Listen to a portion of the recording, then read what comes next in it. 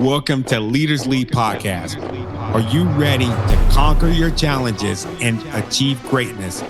Join us as we dive into inspirational stories of industry leaders who have overcome adversity and reached new heights. Get ready for electrifying insights and captivating conversations that will ignite your passions for success. This is your go-to show for empowerment, growth, and leadership. Buckle up. Leaders Lead Podcast is here to take you on a transformational ride. Welcome to Leaders Lead the Podcast. Today, I'm super excited. I got one of my new heroes, David Meltzer, in the building. I had my wife, before we started, I had her listen to me say your name over and over because I did not want to get it wrong, man. But I'm going to start. I'm not going to do your bio, man. I just want to start with affirming you and the work that you've done. And I just want to say, dude, this book, it changed my life. And I don't say that to everybody. It changed my life. I've listened to other books such as Think and Grow Rich. I've listened to it probably about 10 times and read it a few times. I've had your book for a couple months and I've read it 3 times. I've listened to it twice and I can't even imagine how many times that I'm going to read it. But it's a combination of everything that I've went through in my life, everything that I've taught. But this made it make so much sense. So from the bottom of my heart, Dave, I want to say thank you for creating this and thank you for giving us, my audience, the opportunity to speak with you today. Well, it means a lot to me. And I actually went to the Napoleon Hill Foundation when I was writing the book to figure out the book that I read so many times, how Think and Grow Rich was developed and how it resonates as an evergreen piece of content. And the fact that you read it and listen to it affirms the fact that I met my objective of creating a legacy, an evergreen piece of content. I've been blessed to be in the movie Think and Grow Rich: The Legacy and the book Think and Grow Rich: The Legacy. But the bigger and greater legacy I think Napoleon Hill would appreciate is being able to create your own book that also accelerates and also utilizes your own personal journey to apply what we both learned in Think and Grow Rich to take it to the next level. Yeah.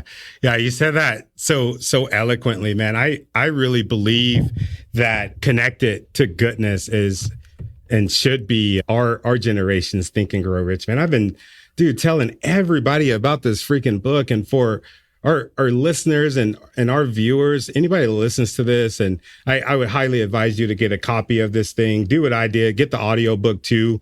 And if for some reason you can't afford it, dude, we will send you this freaking book. It is that good. Dave, I know we don't have a whole bunch of time, man, but I connect and I resonate with your message so much. And I just had some questions about the book because I got a bunch of tabs, bro.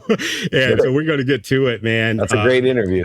Yeah, thank you for saying that. Because I'm really interested in you. And that leads me to my first question. You said something that resonated with me, and the thing was be more interested than interesting. Can you break that down for the audience? Yeah, so I'm glad you picked that out because it's one of my favorites. I'm actually going to do a marketing campaign someday. Everybody's seen the Dos Equis guy, the world's most interesting man. When I thought of that statement, I thought about, someday Dave Meltzer, he asked over 100 open-ended questions just to figure out how he could be of service or value. The world's most interested man. And to that point, the idea of being more interested than interesting is to utilize our curiosity, our creativity, our intuition, our intellect, and our intelligence in order to effectuate adding value. The shift in the paradigm between a scarce world of not enough, where most people live as victims, everything happens to you, and blame, shame, and justification, or even successful people living in a world of for me, a scarce world of negotiations, trading, a world where you give to receive, a world where you buy things you don't need to impress people you don't like.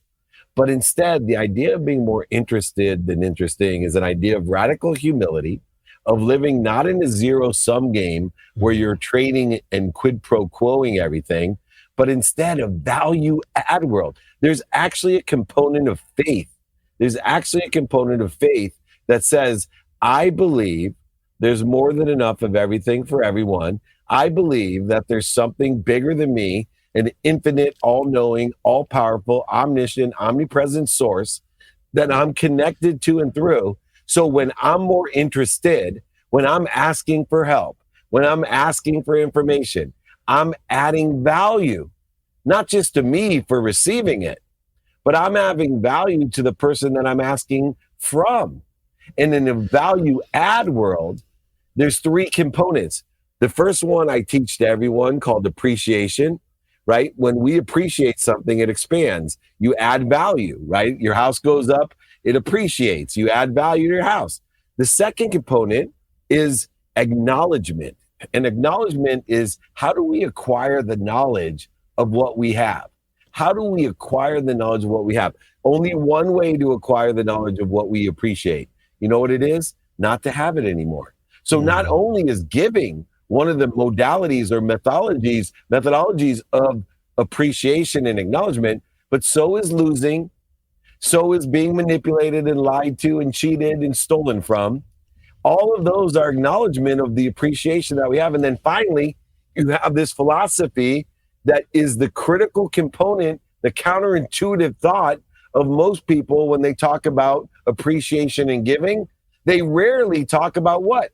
Receiving. Because they think when they ask for help, when they're more interested than interesting, that they're somehow taking away instead of adding value, because they're living in a zero-sum game. So I'm trying to express myself, teach everyone, including myself, practice being more interested, practice asking for help, practice living in the world of more than enough, practice living in a value add world where everyone wins by expanding what you have through appreciation, emptying the vessel by acknowledgement, and then asking for more so you fill up a bigger vessel so you can give more.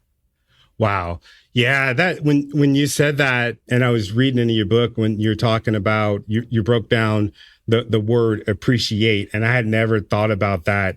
And it was weird because I was reading the book and somebody came in my office and they're like, hey, what I'm going to do for you is I am going to put your podcast in all of the gas stations, all of the whatever across the thing. And my initial thing was, wait a minute. Thank you for doing this. I don't have anything to give to you. And I was like coming from that place of lack. And I went back to reading my book and you were talking about that. And it just all made so much sense to me. And yeah, there's another thing I was going to ask you. I sent the message to Blaine, right? Blaine, I think you and he are connected. I think he's your mentor, right? Yeah, my book. Oh, Blaine Bartlett. Yes, he's one of my mentors, and we wrote a book together. Yes. Yeah. So I haven't read that book yet, but I'm going to get on it. But you and I, we were supposed to connect before. I think there was like some scheduling issues on IN or whatever. But that same day, I went to bed and I did what I normally do. I listened to Bob Proctor's meditation, a 24-hour one, right? And it was so weird, dude. I woke up at 3:40, I think it was 3:45. And I look at my phone and there I see Blaine, right? I see Blaine meditating with Bob. And I screenshot it. And I'm just like, what the hell does this mean? This is so weird.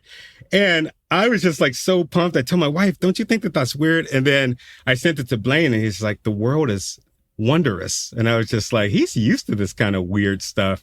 What do you make of that? Well, I have a mathematical formula of it. And as I get older and my journey gets longer, I'm more aware of what I call coincidences. And once I define a coincidence as things coinciding by me clearing away the interference between me and the truth, the potential, and my frequency or where I'm supposed to be, because my frequency is my neighborhood. So what is the mathematical equation of coincidence? Or most people would say, what's the mathematical equation of luck?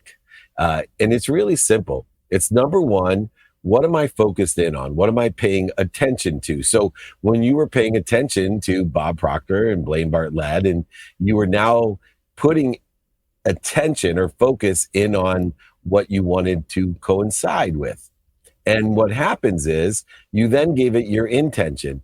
Intention has 5 aspects. And the more of these aspects that aggregate, the more statistical success of coincidence or luck occur. So what did you do?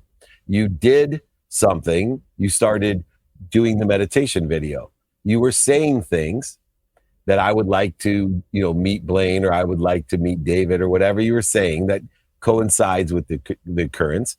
3, you were thinking it. 4, you believed it. And then 5, you felt it. And those were the 5 levels of intention that allowed the coincidence of what already existed. That video has existed for years. I've seen that video. It's always existed. You just cleared the interference between you and what you wanted to coincide with.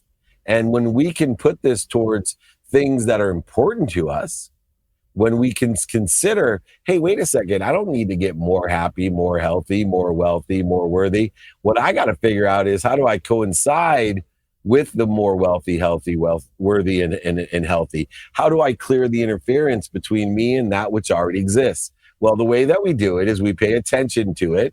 We give it intention. In fact, that book, Connected to Goodness, gives you, right, this idea of, think about what you want, your foundational values, personal, experiential, giving and receiving. You go from nothing to something, to a possibility, and then find out who you can help and who can help you. And a possibility becomes a probability.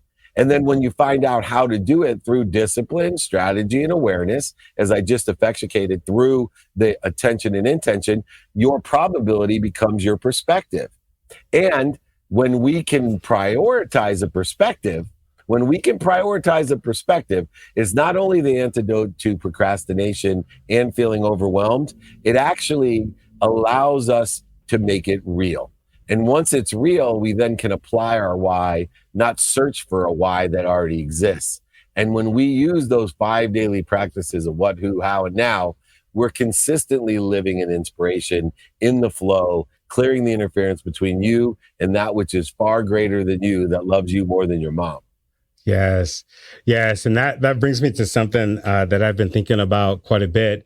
There's a couple of times throughout the last couple of months, and I'm just like, I wonder what he means by this. Like in your book, you say connected to source and goodness. I think I know what you mean, but like what exactly do you mean by that? Your God. Your God. Let me just say it as I meant it. It's your God, not my God, not, someone who believes in Buddha, Muhammad, Joseph Smith, Jesus Christ, whatever you believe in. So the most vanilla description of your God. Now, I used to tell my mom, I don't believe in God. I was born into nothing. I was sexually abused at 9 years old.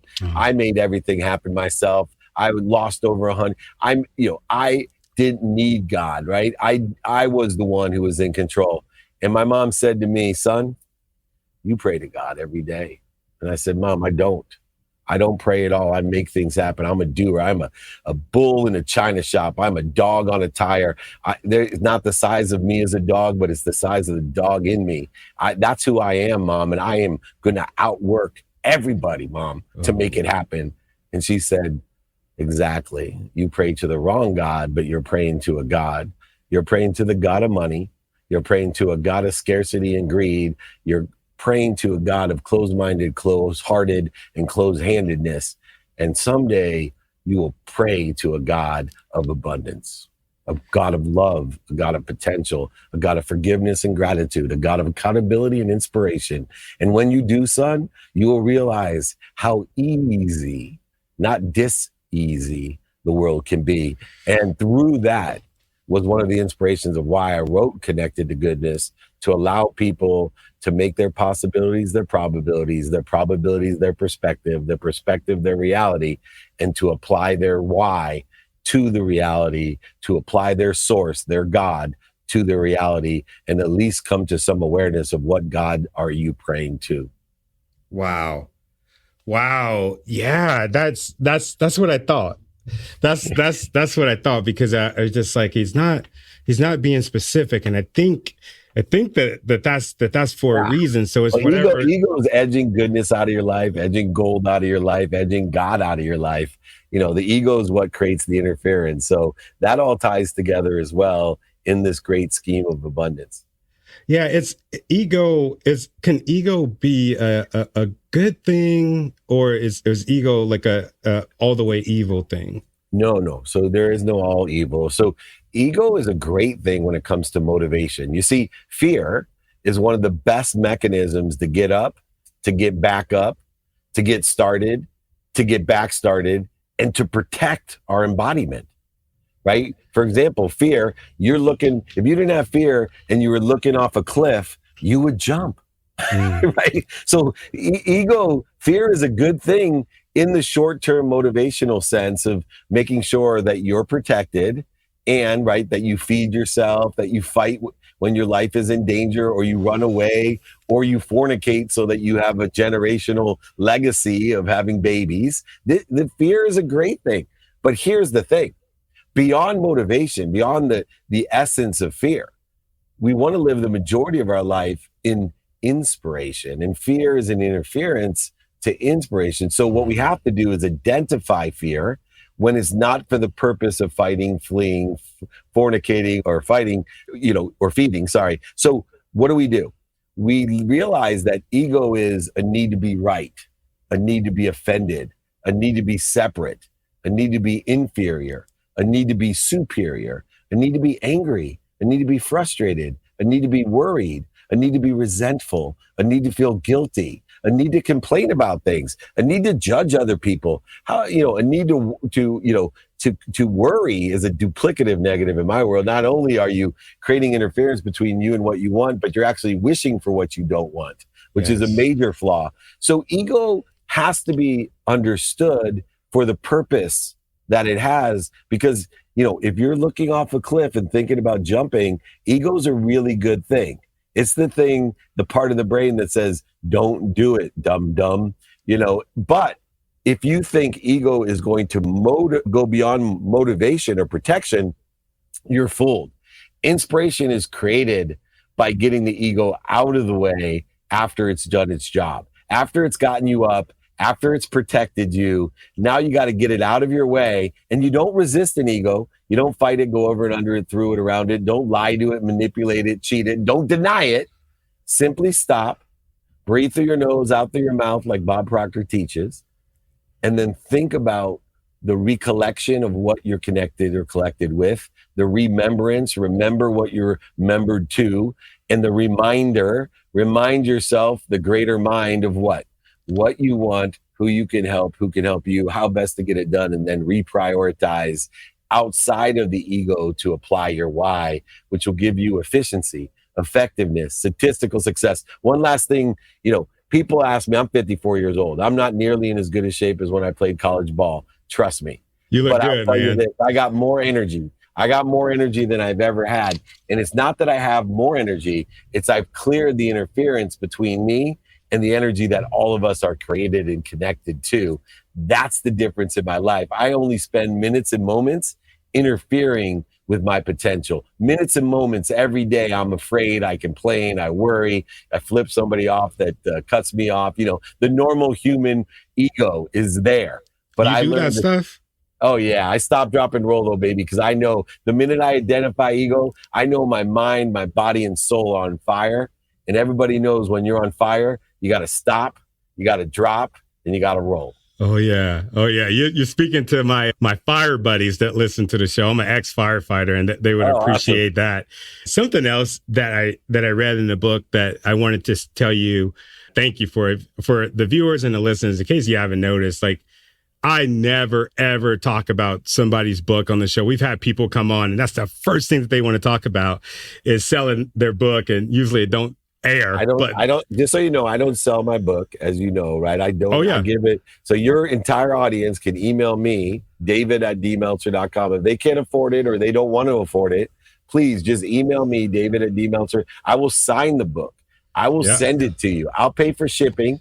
And if you want an audiobook or an ebook, I'll send that to you. You just have to email me directly, david@dmeltzer.com. Yeah, and that's what I was getting at. This book is so freaking good. If it was for sale, man, I would freaking totally ante up and give it to people too, because that's how good it is. I used one of the methods in the book the other day. My daughter Mia, she gets IVIG treatments, and since January, dude, I mean, it's been a roller coaster. She has an immune deficiency disease, and we're sitting there getting into treatments, and all I could think about was all the negative things that can happen, right? All the negative things that can happen. And I said, cancel. My wife looks over at me. Yeah, she looks over at me. She's like, what the hell are you talking about? And I'm like, I'll tell you later. And I told her, she was like, that's pretty good. That's pretty good. And that's what I love about the book. I think that it carries the weight in the personal life and also in business. So again, man, I want to tell you, thank you so much for freaking writing this book. Thank you for giving the world that knowledge. And I do have one more question. All right, let's do it. The 80-20 rule. Yeah. Can you talk about that a little bit? Yeah. So 80% of your time should be spent on alignment, being more interested than interesting. 20% should be on the action, the activity you have planned, you don't have planned, and your sleep, aligned in a trajectory of what you think you want by the 20% or 80% of the time you spend getting that. And then 80% after that should be in managing and developing, adjusting to what is actually happening. And so the 80-20-80 rule is having that alignment, being more interested than interesting. Taking action is truly only 20%. And then the 80% is managing and developing that vision and readjusting or adjusting. I have applied the AAA philosophy to that. Now, there's also the 80-20 rule, which is that you should be able to, in any sales situation, articulate value of what you're doing. Sorry, that's the 120 rule. $100 to 20. So if you're in some sort of situation, including having your kids eat broccoli. Now I got my own Mia, by the way. My middle girl she's a Mia. She's 21. Oh, that's cool. And I had to use the 120 rule on her besides the 20-80-20 rule. The 120 rule is you better get really good at articulating $100 of value and asking for 20 so you can come to a logical ask of, can you see any reason you wouldn't want to move forward? I got to come back onto this show, man. You got to do more with me. I'm so grateful for you. You inspire me. Nothing inspires me more than empowering somebody to empower others. And I know that my legacy is safe with people like you, Tony Taylor, and I appreciate you having me on this show. Thank you for allowing me to travel with you on your journey. I want to say thank you for the things that you're doing, the things that you've done, and the things that you're gonna do, because I know that you're gonna do something truly amazing. Remember, I'm here to stand by you as you chase your dreams, lead with greatness, and continue to make a difference. Don't forget to subscribe to the podcast so that you can be notified every time we drop a new episode. I'll see you next time on Leaders Lead the Podcast. Peace.